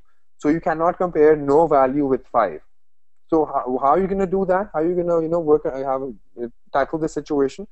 First, you will assign a value 0 to free books, because that's how we will start off with. Not -1, not 1, but 0. So we'll start off with 0 free books. Then we'll check if the customer is a premium customer. If the customer is a premium customer, then we'll check how many books they've purchased. If they've purchased greater than or equal to 5, but they've purchased less than 8. The reason why we are putting less than 8 is because we have another condition that if they purchase more than 8 books, they get another book free. They get 2 books free. So if n books purchased is greater than or equal to 5 and it's less than 8, we give them one free book. Else if books purchased, we check for the number of books purchased is greater than 8. No matter how many, if they buy 50 books, they still get 2 books. That's the policy. That's the offer that they made. So If that's not the case, if the customer is not a premium customer, well, then what you do is it's the same thing. The values are different. They just have to buy more books to be eligible for free books. So they buy 7 books. So between 7 and 12, if they buy, they get 1 free book. If they buy more than 12, they get 2 free books. Okay. So that's really what's happening here. If statements with booleans. Now, this is interesting. How this is interesting is because um, you know how in if we're writing this statement, this the condition over here. Now this state, what it does is it computes it first. Okay. Now if you enter if, and in this block, the condition in the condition part of the if statement, you have this condition. What it'll do is it'll compute this. It after computing it, it'll come out. It'll be presented. It'll have a value of either true or false, right? If it's true or it's false, it'll gonna pass to if. Then if is gonna decide what to do. If it's true, then it's gonna do that. If it's false, it's gonna go to the next part. Okay. But there's another way of doing this. We don't really have to enter the condition, the entire condition over there. We could just, have temperature here. Is temperature high? We can have is temp high equals to true. So if we enter, sorry, this is how we do it. So if we enter this is temp high over here, it knows that it's what it's doing. Or we could assign this value uh, temp is greater than 98.6. Okay, so what's happening here? So this is a boolean. We are checking for the temperature. If it's greater than 98.6, if it's true, it's gonna assign is temp high a value true. We can use it should be is temp high over here, and it already has a true or false value. So if it has a true value, it'll go here. If it has a false value, it'll just go whatever is afterwards. So that's another way of us, writing an if statement. But this one is pretty simple. This one was incorrect. All right. This also is incorrect. Yeah, this over here, I didn't know if how I don't know why it was giving me error. Let's see. First, I wrote true. So this really, if I had written it in an IDE, I wouldn't have faced any problem. Then I thought, okay, no, that's not the way of writing it. Then I wrote it with the capital T. Okay, and that's not the way to write it. I wrote it with 1. Usually, I mean, that's another way of dealing with it. If it's true, sometimes it's considered as 1. If it's false, it's sometimes considered as 0. So I thought, okay, maybe I can try it with this one. But really, the mistake that I was making was that there was no space in between. I mean, if I had the space there, if I was doing this in an IDE, I wouldn't have faced this problem. Again, it's just a web-based app, Board Lab. I mean, there are a bit of restrictions. You just have to work around it, but it's still a great learning tool, guys. Which is why, like the instructor keeps on, telling us to, go through all of these, because if you do go through all of these, you do end up learning a lot. It does help. It took me a lot of time to do all of these because I sometimes would go to Google, search for something, and then okay, I'd figure out, okay, this is how to do it. Okay, let's quickly go into the next one. Write a conditional that multiplies the value of the variable pay by 1.5. The value of Boolean variable worked over time is true. So see how, I mean, somewhere else we are figuring out work over time, if it is true or not. It's like somewhere else in the program, but we're trying to figure out if someone has worked overtime or not. So if they have, if this is true, if they've worked overtime, that would mean that the work overtime variable would hold the Boolean worked overtime value, or variable would hold the true value. So if true is passed to the if statement, what it'll do is it'll run this part. If this were false, what it'll do is it'll just would not run this and would just continue to the next part of the code. So with somewhere else, we're already checking if it's true or not, if they worked overtime or not. If they did, what we'll do is we'll just multiply pay by 1.5. So how we do it, pay equals to pay into 1.5. The next one, if else greater than 96, otherwise false. If so, if the temperature is greater than 98.6, we just set fever true, else so we set to false.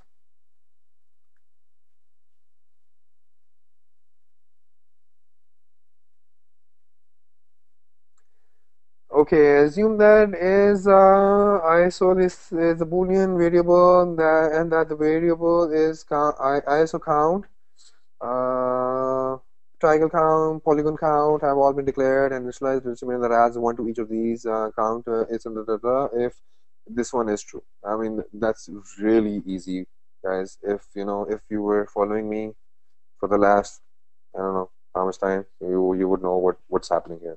But I'll still go over it. So if this is true, it'll execute this part. What's happening in this part? We're adding one to ISO count, we're adding one to triangle count, we're adding one to polygon count. Okay? All right, the switch. For me, where I got stuck was the syntax. I don't know what was the correct syntax for switch. So we're doing the same thing here, guys. Like, right, instead of writing so many ifs, where in one of the previous examples we had like 4 or 5 ifs, like else part. Instead of writing all of those, we can just we can use this. So if the user response is y, then write this message. If the response is n, write this. If their response is h, and then write this. And for any other value, you just try again. Okay. So what we do is, what variable we're checking? We're checking switch. So the value, the y, n, or h, where it is coming from? It's coming from response. So the response holds either one of these values, or it doesn't hold the value. But that's what we're checking. What response hold? If response holds the value y, if that's the case, what you do is you print out. Again, guys, we can have a block here. Since there was just one statement, there was no need for it. Also, the important part, there has to be a break. So every time the case ends, you just you tell the program that to break it. If there are like bunch of, you'll see, and one of the examples that's coming up, you'll see that there's more than one statement that we're executing, so we have to break that. So if the case is y, then do this. If the case is n, do this. If the case is h, then do this. Now the default part, if that's the else part, that's like if none of these are true, what you do is you just enter this. Okay, yeah, that is how we handle switch. Guys, any questions so far? All is good. Okay, again, switch, if whatever the value is, if it's 200, if the case is 200, then you print out this. If it's 403, then you do this. If 404, do this. For 500, you do this. Okay. So where we're checking the value from? We're checking it from status. If the status is if the status holds the value 200, then you do this. If it holds the value 403, do this. 404, do this. For 500, do that. Now it doesn't states what to do if it doesn't hold any of these. Nothing is gonna happen.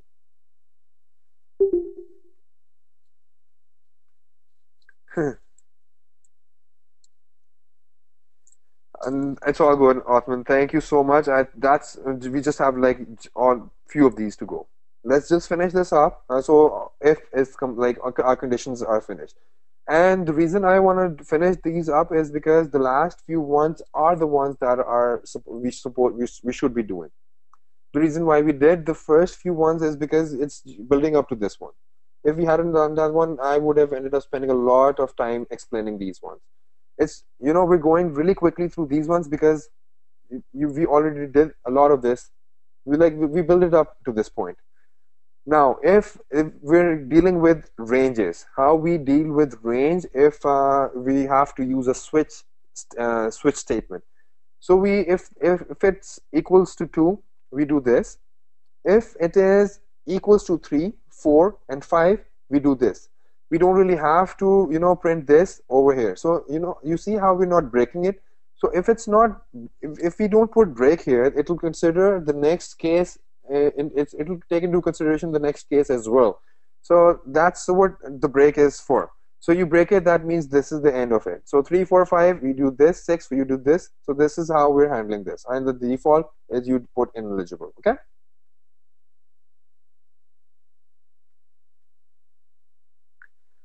So for this one, again, we have range for 1 and 2.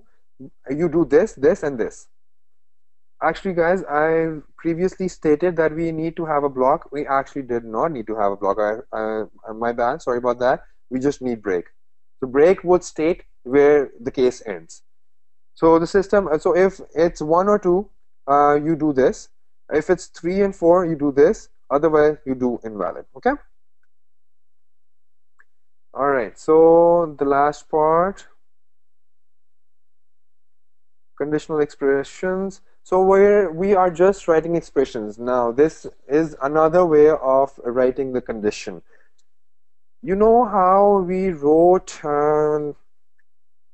if, right? And then condition.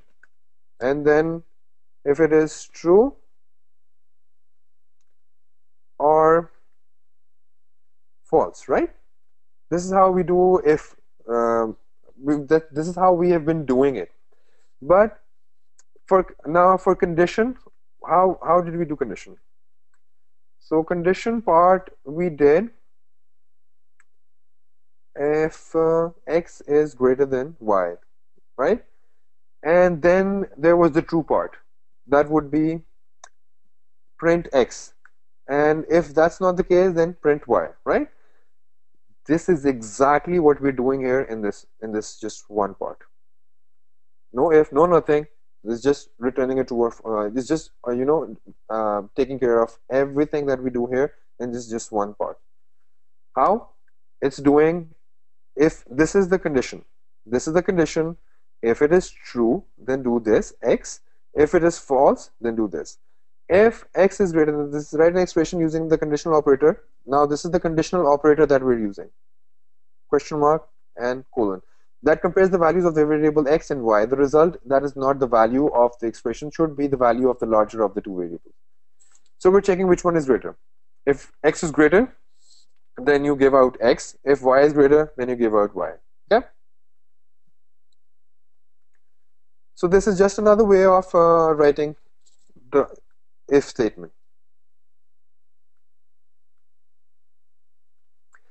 So write an expression using the conditional operator compares the value of x with 5 if x is greater than x if x is greater than or equal to 5. So you give the true part would hold this value x if x is greater than or equal to 5, or it will hold minus x if x is less than or equal to 5.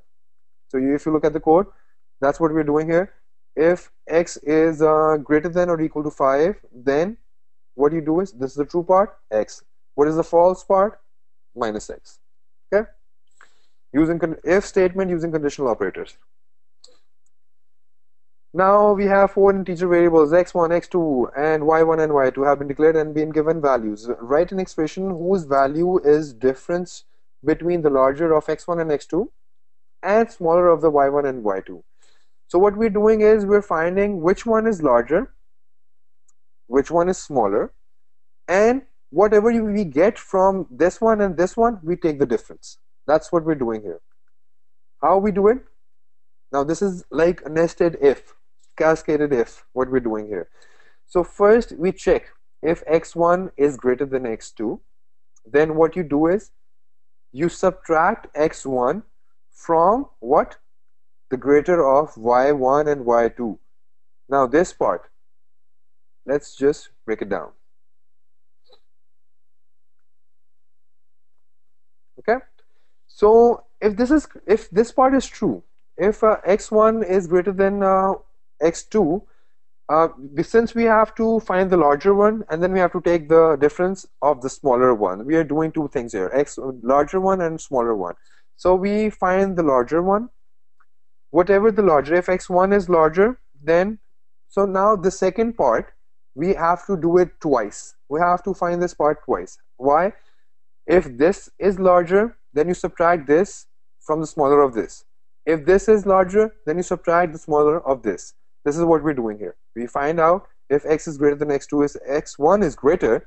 What we do is we subtract x1 and whatever is the smaller one. So y1 is less than y2. If y1 is less than y2, what you do is you return y1, else you return y2.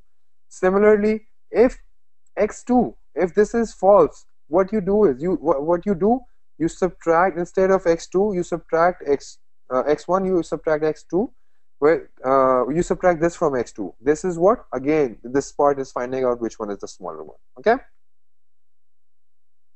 Oh, this is like, see guys, this over here, I just could not understand what is this asking, like what I have to do. So what I did, I just, I just wrote 1 2 3 and I submitted it. After submission, I saw the code. I understood. Oh my God, this is what it's asking. So this is how I sort of figured out how to write this one or solve this one. Okay. All right, guys. Two more to go. Hang tight. So what we're doing is we're just depending on the variable we get from the variable month, if whatever value month holds, if it's one, we just return January, or where we just do whatever this is going to be part of, it's just going to return Jan. Let's say this is a part of system.out.println, right? Okay, let's say we have month, a variable, it has a value of 1, right? Then we do what? System.out.println.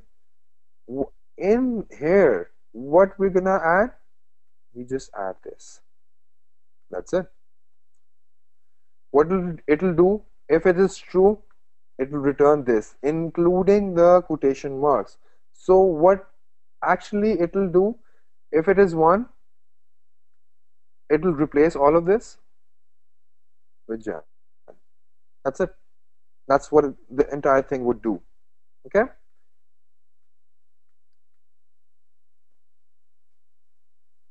So how we write it? We check for, this is again like a nested if, like a cascaded if. If the month is equals 1, then we return Jan. Else, if that's not the case, if it's not 1, then what we do? We check. We don't return anything. For the false part, we check if it is 2. If it's 2, then we do this. If it's not 2, then what we do? We check another thing. We check if it is 3 or not, and so on.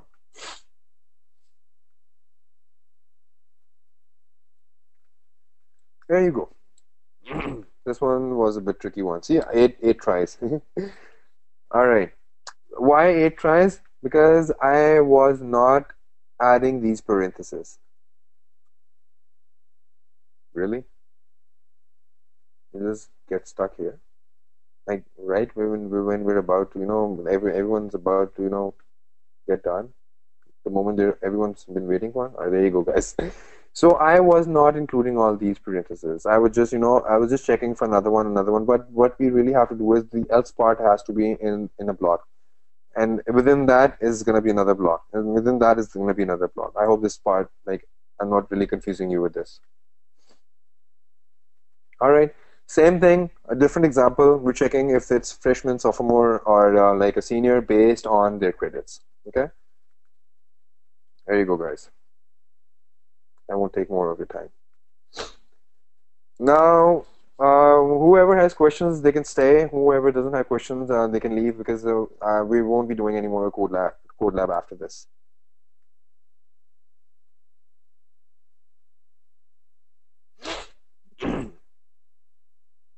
All right, go on it. You can leave.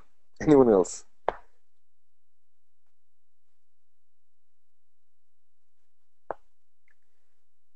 Thank you everyone for the patience. I know I've been taking a lot of your time. I mean, usually sometimes people just want to leave. I know, but I took some extra time.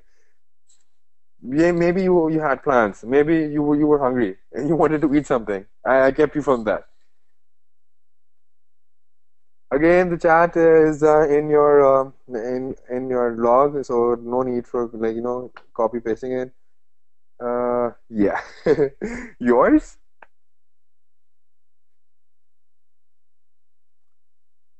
All right, guys, I think that's it. That's it for today. Hope you had fun. You enjoyed my session, my mentoring session. Anyways, if anyone wants to be part of our secret group, mentoring group, just mention your email address here, and we can add you there. The reason why we had that group is because we don't want to, bombard the main group with the questions.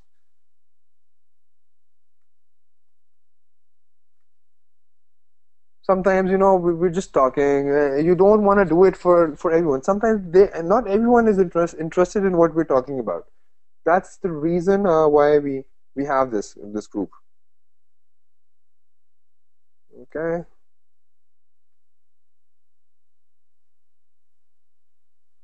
okay. I'm gonna add you.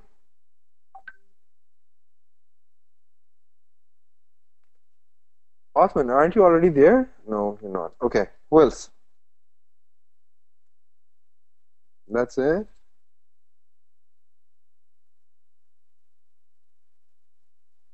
All right, guys. I think that's it. It's now or never. Don't ask us again. Yeah, I know.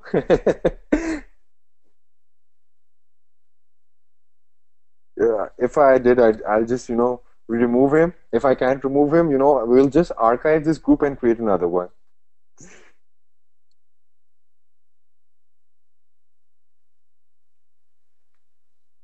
Okay, Chaudhry Sahib.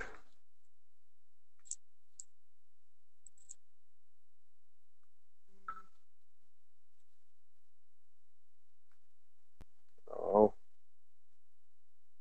oh,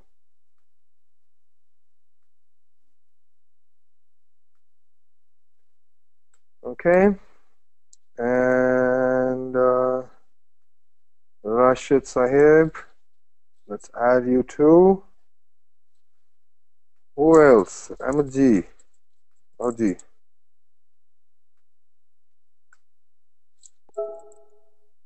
All right. I guess that's it.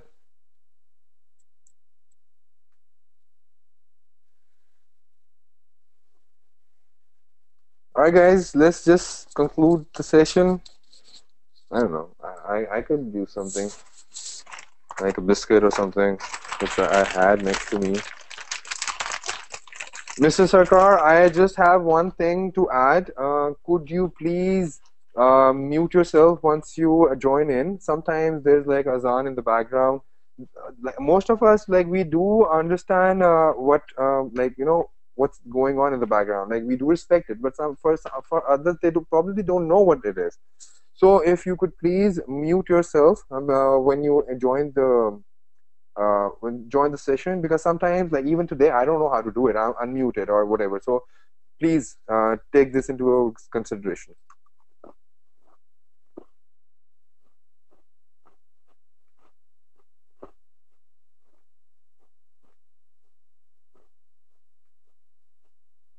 I have the utmost respect for Azan. That is the reason why I'm asking you to do this. Please don't take it the wrong way.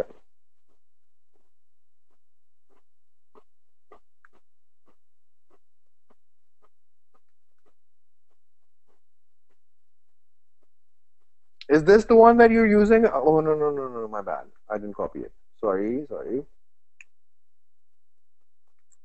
Okay, that's why. There you go.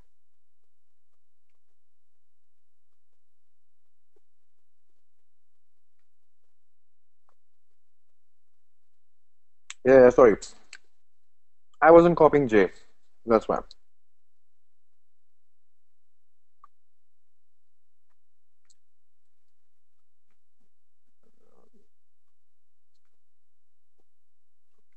Aren't you already here? Why aren't you? Okay, there you go. Sorry about that. I should have added you like way before, since we personally know each other. That's the case. All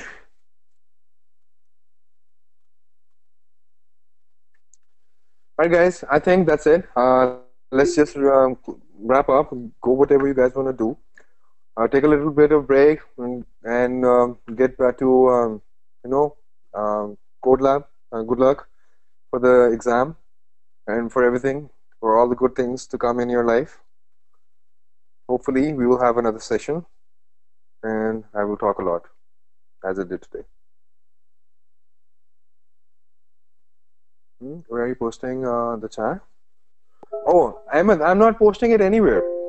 Um, you got. I was told yesterday that it's somewhere in your documents folder. I don't know.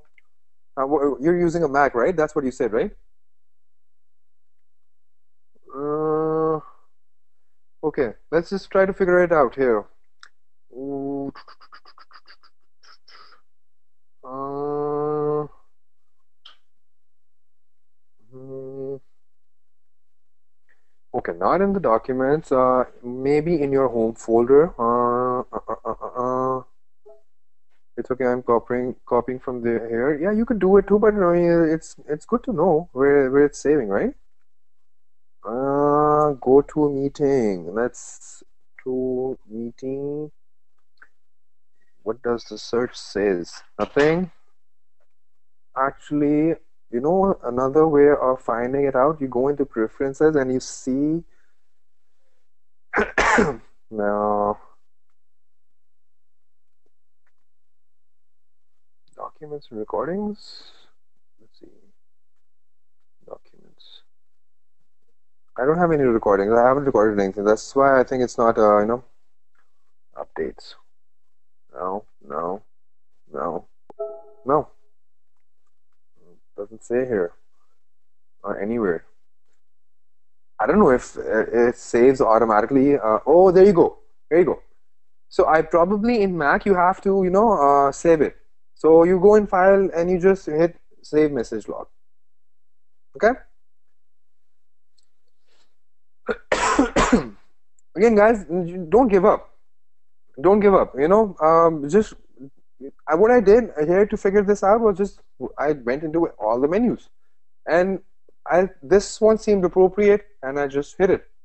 Even if it's not the right one, what will happen at the most?